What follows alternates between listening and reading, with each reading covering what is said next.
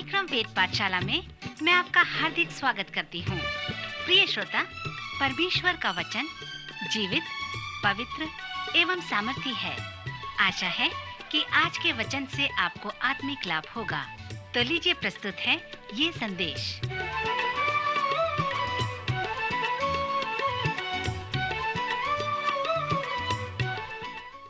नमस्कार श्रोता मित्र, वेद पाठशाला की अगली कक्षा में आपका स्वागत है। यह संपूर्ण पवित्र शास्त्र के सर्वेक्षण की कक्षा का एक भाग है। इन दिनों में हम पौलुस प्रेरित द्वारा लिखी पत्रियों का सर्वेक्षण कर रहे हैं। आपको मैं आमंत्रित करता हूं कि आप मेरे साथ इफिसियों की पत्री को निकाल लें, जो पौलुस का आध्यात्मिक पत्री है। श्रोता, इस पत्री के पिछले 2 कक्षाओं में हमने इसके पृष्ठभूमि, परिचय और महत्व को देखा था। इसके साथ साथ मैंने आपको इस पत्री के उद्देश्य को भी बताया था कि यह पत्री बताता है कि यीशु मसीह की कलीसिया को किस प्रकार होनी चाहिए, और इस पत्री का उद्देश्य यह भी है कि वह कलीसिया को बताए कि वह मसीह में स्वर्गीय स्थानों में रहने पाए और उस स्वर्गीय स्थानों में वे उन सभी आत्मिक आशीषों को प्राप्त करें जिसके लिए वे बुलाए गए हैं। इसके साथ साथ पौलुस की ये पत्री कलीसिया के विषय में एक श्रेष्ठ ग्रंथ रत्न है। जब आप इस पत्री में कलीसिया के विषय को गंभीर रूप से पढ़ेंगे तो आप कलीसिया के साथ नहीं खेलेंगे, उसे किसी संस्थागत रूप से नहीं चलाएंगे। मित्र, पौलुस द्वारा लिखी इफिसियों की ये पत्री आपको उत्साहित करे ताकि परमेश्वर के अनुग्रह से इस पृथ्वी पर मसीह की कलीसिया उन्नति करती चली जाए। जैसे मैंने आपसे कहा था कि इस पत्री में 3.5 अध्याय शिक्षा हैं और 2.5 अध्याय प्रयोग हैं। अब मैं चाहता हूं कि आपको एक साधारण रूपरेखा दे दूं, एक शब्द का रूपरेखा, ताकि जब आप इस पत्री को पढ़ो तो आप उसका अनुसरण कर सको। मेरे रूपरेखा में 7 बातें हैं जो आपको इस पुस्तक के सर्वेक्षण को बताएंगे, क्योंकि मैंने आपसे कहा था कि यह बहुत गंभीर पत्री है। सर्वप्रथम मैं आपको उत्साहित करता हूं कि आप कुछ मनन प्रार्थना करें और जैसे इस पत्री को पढ़ते हैं तो देखें कि वह स्वर्गीय स्थानों के विषय में क्या कहता है। पौलुस ने हमें कहा है कि तुम्हें जीवित रहने के लिए मसीह में स्वर्गीय स्थानों में परमेश्वर ने तुम्हें सब प्रकार की आशीषें दी है। पौलुस कहता है कि मसीह स्वर्गीय स्थानों में विद्यमान है और यह आपके लिए संभव है कि आप उसके साथ विद्यमान रहें। पौलुस हमसे कहता है कि चर्च के द्वारा परमेश्वर के अनेक ज्ञान दुष्ट के उस आत्मिक सेनाओं पर और उसके सामर्थ पर प्रकट होते हैं। सावधान रहें, प्रत्येक चीज जो आत्मिक है वो पवित्र आत्मा नहीं है। स्वर्गीय आयाम में जितने अस्तित्व रखते हैं, जीवित रहते हैं या विद्यमान रहते हैं, वे सब अच्छे नहीं हैं। स्वर्गीय आयाम का मतलब आत्मा का संसार, आत्मिक स्वर्गीय आयाम जो संसार के लिए अनदेखा है। सो प्रत्येक जो आत्मिक है वो सब अच्छा नहीं है और प्रत्येक जो आत्मिक है वो सब पवित्र आत्मा नहीं है। पौलुस इस छोटे व गंभीर पत्री में हमसे कहता है कि कलीसिया के लिए यह परमेश्वर की योजना है कि वह मसीह में जो स्वर्गीय स्थानों में हैं वो सब इस संसार में जो दुष्ट की सामर्थ है, उसके आत्मिक सेना है, उससे परिचित रहें। स्वर्गीय परिमंडल में दुष्ट के आत्मिक सेना और संसार के अंधकार के हाकिम भरे हुए हैं। इस पत्री के 6वें अध्याय 12वें पद में पौलुस कहता है, हमारा मलयुद्ध लहू और मांस से नहीं परंतु प्रधानों से और अधिकारियों से और इस संसार के अंधकार के हाकिमों से और उस दुष्ट की आत्मिक सेनाओं से है जो आकाश में है। हमारा युद्ध आत्मिक है। यह परमेश्वर का विचार है कि स्वर्गीय स्थानों में मसीह के विश्वासी दुष्ट के आत्मिक संसार में गवाह बने। पौलुस के अनुसार प्रत्येक विश्वासी दुष्ट के आत्मिक सेनाओं और अंधकार के हाकिमों से जय प्राप्त कर ले। जैसे आप इस पत्री के प्रारंभिक पद पर विचार करते हैं तो ये भी देखें कि पौलुस परमेश्वर के प्रभुत्व के विषय में क्या कहता है। प्रथम 6 पद परमेश्वर के प्रभुत्व से संबंधित है। यहाँ पर एक दृढ़ पक्का कथन है कि परमेश्वर ने हमें जगत की उत्पत्ति से पहले चुन लिया है। मित्र, जैसे आप इस शिक्षा पर ध्यान करते हैं तो पौलुस के महत्व पर ध्यान करें। उसके कहने का मतलब यह है कि यह परमेश्वर की योजना में था कि इसके पहले कि समय प्रारंभ हो वहां पर चर्च हो। चर्च या कलीसिया शब्द का अर्थ है बुलाए हुए लोग। वे बुलाए हुए लोग ऐसे जीवन बिताएं जैसे मसीह ने जीवन बिताया। ये पवित्र जीवन बिताएं और संसार के लिए एक गवाह ठहरे।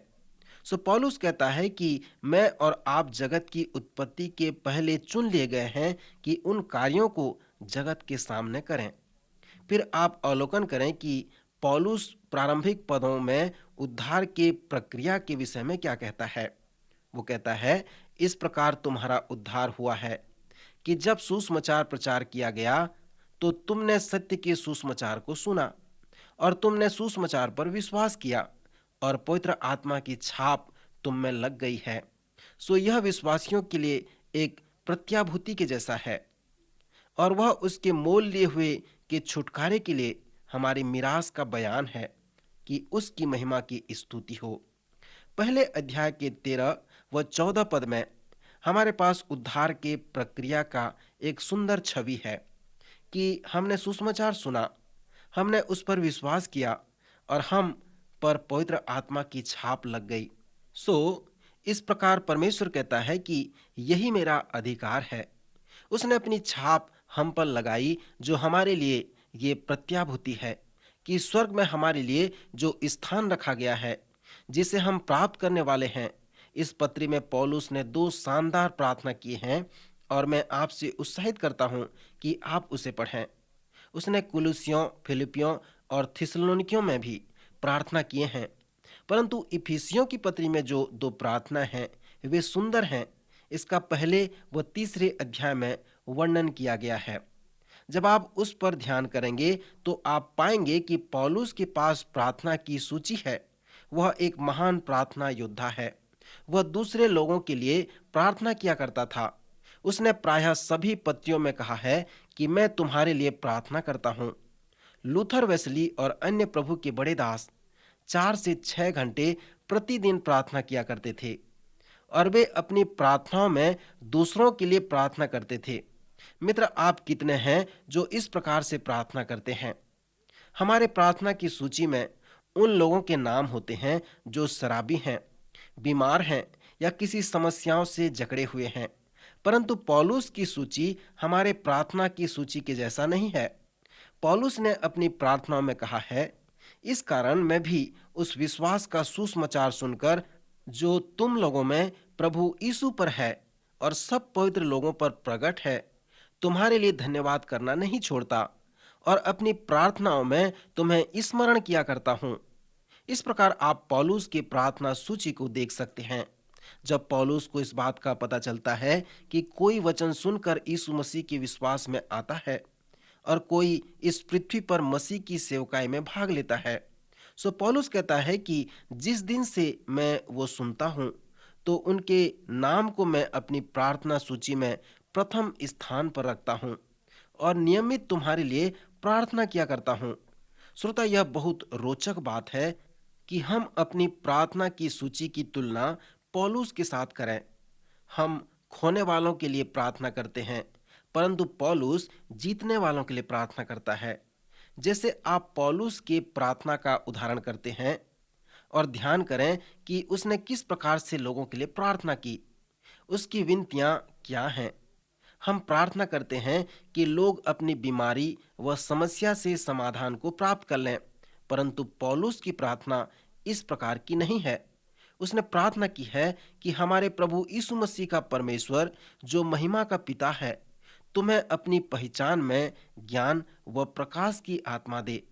सो पौलुस जिनके लिए प्रार्थना करता था, यही चाहता था कि उन्हें परमेश्वर ज्ञान व प्रकाश की आत्मा दे और उनके मन की आंखें ज्योतिर्मय हो जाएं। इस प्रकार की प्रार्थना प्रत्येक शिक्षक के हृदय में होनी चाहिए। यदि आप एक शिक्षक हैं तो आप जानते हैं कि कब आप अपने विद्यार्थी से संपर्क कर रहे हैं और कब नहीं कर पा रहे हैं। पौलुस ने जब प्रार्थना किया है तो इस विषय को वह सुंदर रूप से समझाया है कि तुम्हारे मन की आंखें ज्योतिर्मय हों, कि तुम जान सको कि उसके बुलाने से कैसी आशा होती है और पवित्र लोगों में उसकी मिरास की महिमा का धन कैसा है और उसकी सामर्थ हमारी ओर से विश्वास जो करते हैं कितना महान है, उसकी शक्ति के प्रभाव के उस कार्य के अनुसार। सो इस प्रकार पौलुस इफिसियों के लिए प्रार्थना करता है। मित्र, यदि आप पौलुस की प्रार्थनाओं पर ध्यान मनन करते हैं तो आप आशीषित होंगे। इफिसियों के प्रथम 3 अध्याय में ध्यान करें कि पौलुस इफिसियों से क्या कहता है कि वे स्मरण करें। इन प्रथम 3 अध्याय में जो कुंजी पद है वह स्मरण करना है। पौलुस ने पहले से उन्हें बहुत कुछ सिखाया पढ़ाया था ताकि वे उन्हें स्मरण करें। उसने कहा कि तुम स्मरण करो कि पहले तुम आत्मिक रीति से मरे हुए थे। एक दिन एक व्यक्ति यीशु के पास आता है और कहता है कि प्रभु, मैं तेरे पीछे हो लूंगा, पर मेरे पिता की मृत्यु हो गई है, उसे गाड़ आऊं, फिर मैं तेरे पीछे हो लूंगा। यीशु ने उस व्यक्ति को एक कठिन वचन कहा कि तेरे पिता की तो मृत्यु हो गई है, अन्य लोग जो मुर्दे हैं वे मुर्दे गाड़ लेंगे, परंतु तू मेरे पीछे हो ले और जाकर परमेश्वर के वचन की कथा सुना। मित्र, उस व्यक्ति के लिए यीशु का यह वचन कठिन वचन था कि मरे हुओं को अपने मुर्दे गाड़ने दो। पौलुस के अनुसार कि इसके पहले कि वह इफिसियों में आया, वहां के लोग आत्मिक रूप से मृतक थे। उसने लिखा है कि तुम पहले इस संसार की रीति पर और आकाश के अधिकार के हाकिम अर्थात उस आत्मा के अनुसार चलते थे जो अब भी आज्ञा न मानने वालों में कार्य करता है। सो वह उनसे कहता है कि एक दिन तुम उसके नियंत्रण में थे, अपने शरीर की लालसाओं में दिन बिताते थे और अपने शरीर व मन की मनसाएं पूरी करते थे और स्वभाव ही से क्रोध के संतान थे। स्मरण करो कि तुम मसीह से अलग थे, तुम्हारे पास कोई आशा नहीं थी, कोई परमेश्वर नहीं था, परंतु स्मरण करो कि तुम इस रीति से अपने अपराधों के कारण मरे हुए थे, परंतु मसीह ने तुम्हें जिलाया है। पौलुस ने कहा कि जब प्रभु यीशु मसीह तुम्हारे जीवन में आया और परमेश्वर जो दया का धनी है अपने उस बड़े प्रेम के द्वारा मसीह के साथ तुम्हें जिलाया और स्वर्गीय स्थानों में उसके साथ बिठाया, सो विश्वास के द्वारा अनुग्रह ही से तुम्हारा उद्धार हुआ है और यह तुम्हारी ओर से नहीं वरन परमेश्वर का दान है, न तुम्हारे कर्मों के कारण, ऐसा न हो कि कोई घमंड करे। सो पौलुस उनसे कहता है कि स्मरण करो कि मसीह में आने के पहले तुम कैसे थे और जब मसीह तुम्हारे जीवन में आया है तो अब तुम कैसे हो गए हो। यह सत्य है क्योंकि मैं इस पत्री के इस भाग को पसंद करता हूं। यहाँ पर कोई पौलुस से प्रश्न पूछता है और इस प्रकार की आवाज निकालता है कि क्या हुआ पौलुस। तब पौलुस आत्मा की प्रेरणा से उस प्रश्न का उत्तर देता है। यहाँ पर इस पत्री के प्रायोगिक भाग में 4 अध्याय के 17वें पद में पौलुस प्रारंभ करता है।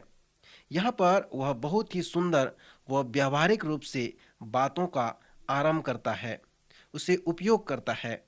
यहाँ पर वह मनुष्य के व्यवहार के विषय में सुंदर सच्चाई को बताता है। इस 4 अध्याय के सार को मैं समाधान या पुनर्समाधान शब्द से प्रस्तुत करता हूँ।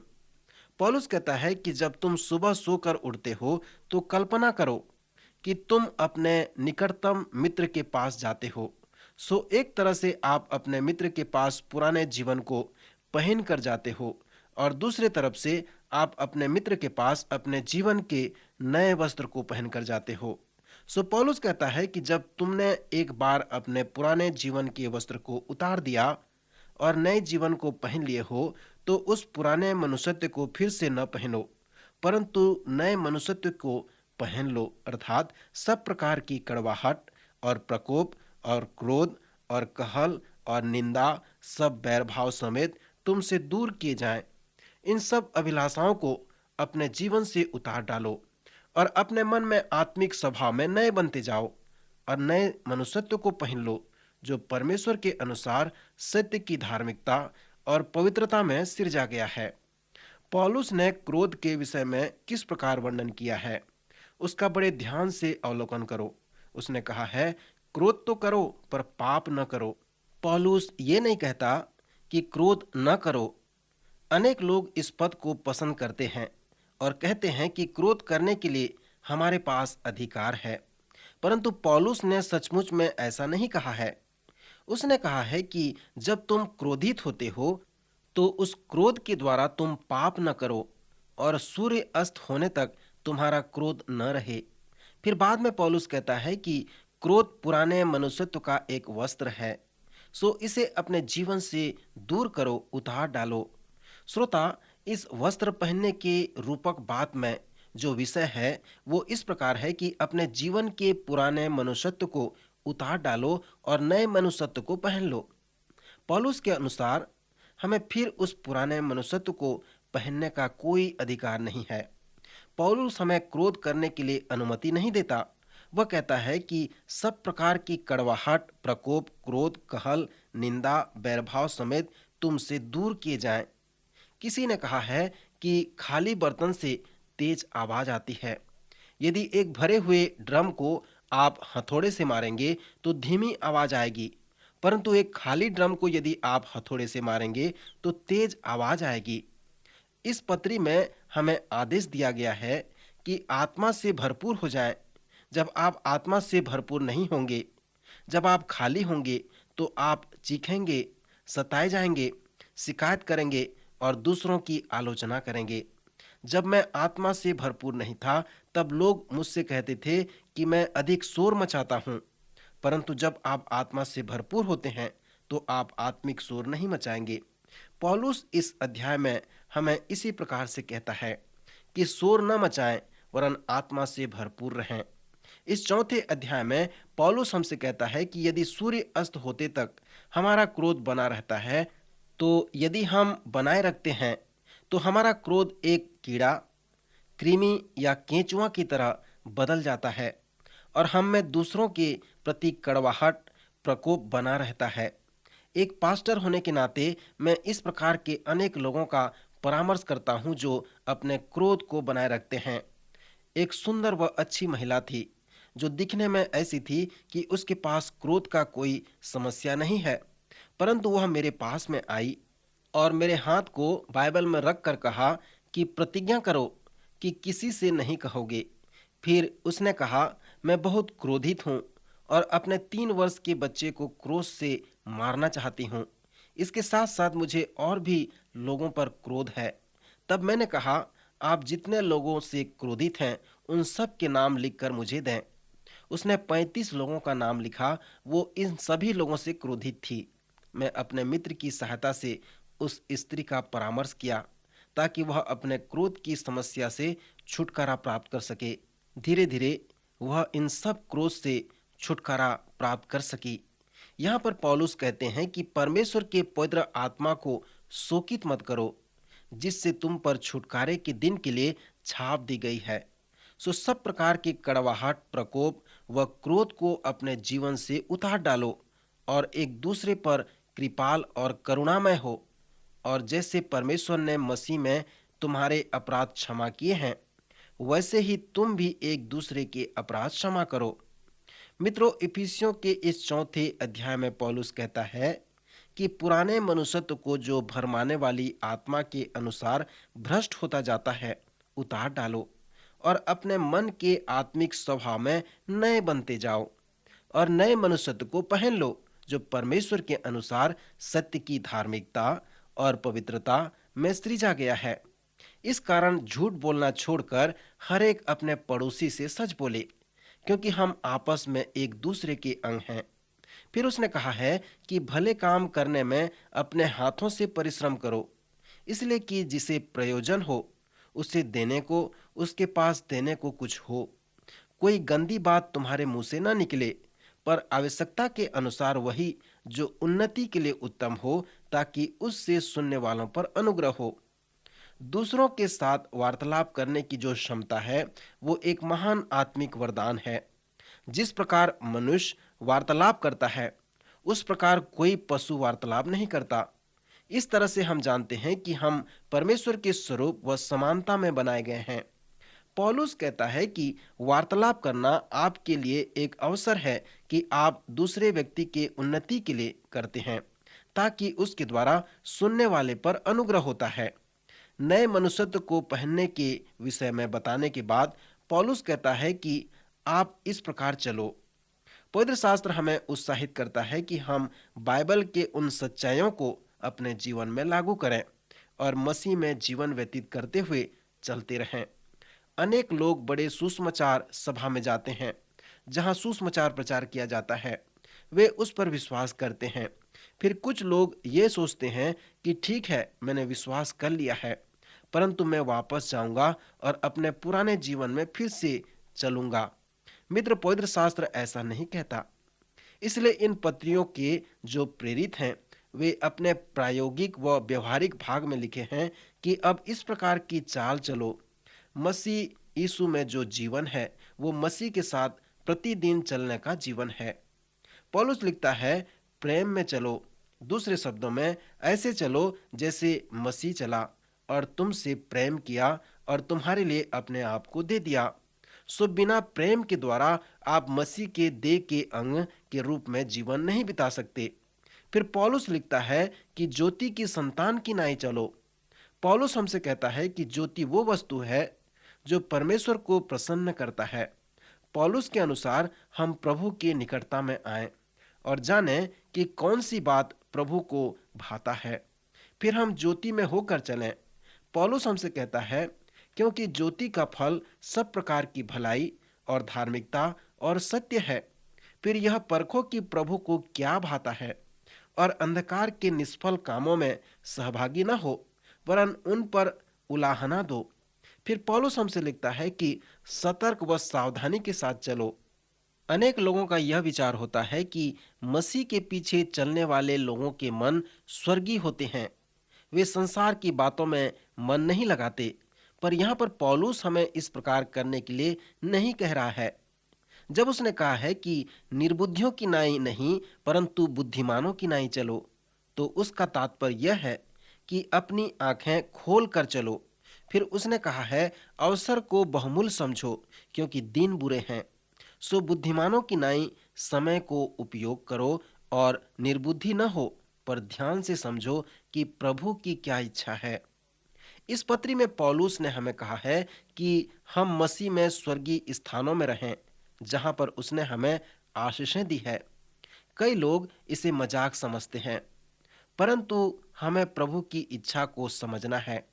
आज कलीसिया को, प्रत्येक व्यक्तिगत मसीही विश्वासी को यह जानना है कि परमेश्वर के अनुग्रह से मसीह में जीवित रहने का अर्थ क्या है। यीशु मसीह ने सिखाया कि न्याय धर्म विज्ञान के आधार पर नहीं होगा, परंतु यीशु मसीह के अनुसार न्याय इस प्रकार होगा कि लोग जो प्यासे हैं और आपने उन्हें पीने को पानी नहीं दिया, जो लोग नंगे हैं उन्हें आपने कुछ नहीं दिया, जो लोग भूखे थे और आपने उन्हें भोजन नहीं दिया, जो लोग बंदीगृह में थे तुम उनसे मिलने नहीं गए, जो लोग बीमार थे तुमने उनकी सुधि न ली, जो लोग परदेसी थे तुमने उन्हें अपने घर में नहीं बिठाया। सो यीशु के अनुसार आप इसी प्रकार न्याय सामना आप करेंगे। जब आप इस प्रकार न्याय का सामना करेंगे तब आप ये जानने पाएंगे कि परमेश्वर इस संसार के क्लेशित, दुखित व खेदित लोगों की चिंता करता है। यदि आप मसीह में हैं और आपका हृदय व मन मसीह में केंद्रित है, तो आप में निश्चित रूप से लोगों के प्रति दया होगी और जिन्हें आवश्यकता है उनके विषय में आप निश्चित रूप से विचार करेंगे, क्योंकि आप स्वर्गीय राज में जीवित हैं। इसलिए पौलुस कहता है कि ध्यान से देखो कि कैसी चाल चलते हो, निर्बुद्धियों की नाई नहीं परंतु बुद्धिमानों की नाई चलो, और प्रभु की इच्छा को जो इस पृथ्वी के लोगों के लिए है उसे ध्यान से समझो। फिर पौलुस कहता है कि आत्मा में परिपूर्ण होकर चलो और दाखरस से मतवाले न बनो। श्रोता मित्र, पवित्र आत्मा से परिपूर्ण होने का तात्पर्य यह है कि पवित्र आत्मा के नियंत्रण में चलना। मैं आज यहाँ पर रुकना चाहता हूँ। क्या आपके पास वो सामर्थ है?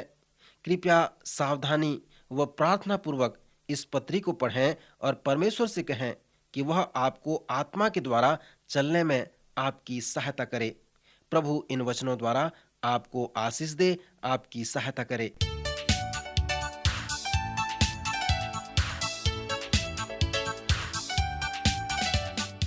आज का कार्यक्रम सुनने के लिए हम आपको धन्यवाद देते हैं। श्रोताओ, आत्मिक विषय से संबंधित कोई सवाल आपके मन में है तो आप अपने सवालों का जवाब इस पते पर प्राप्त कर सकते हैं। हमारा पता है कार्यक्रम Ved Pathshala, radio Vishwavani, post box number 317, Lucknow 226001, Uttar Pradesh. पता एक बार फिर सुन लीजिए। कार्यक्रम Ved Pathshala, radio Vishwavani, post box number 317, Lucknow 226001, Uttar Pradesh. और हाँ श्रोता, आप हमसे ईमेल के द्वारा भी संपर्क कर सकते हैं। हमारी ईमेल आईडी है hindiembassy@radio.vv.org, hindiembassy@radio.vv.org। अब हमारे कार्यक्रम का समय यहीं पर समाप्त होता है। अगले कार्यक्रम में आपसे फिर भेंट होगी। तब तक के लिए हमें आज्ञा दीजिए। नमस्कार।